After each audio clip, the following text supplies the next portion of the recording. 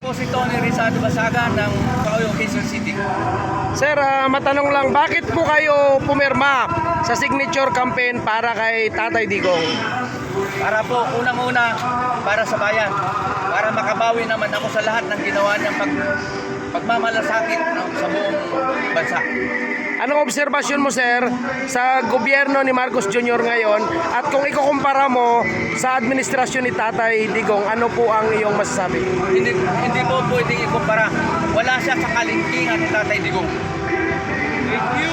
So, Duterte pa rin tayo, sir. Duterte pa rin. Okay, sir, last na tanong ko sa iyo, kung sakaling maririnig ka ni Tatay Digong, ano ang mensahe mo sa kanya? Tay, sa ngayon,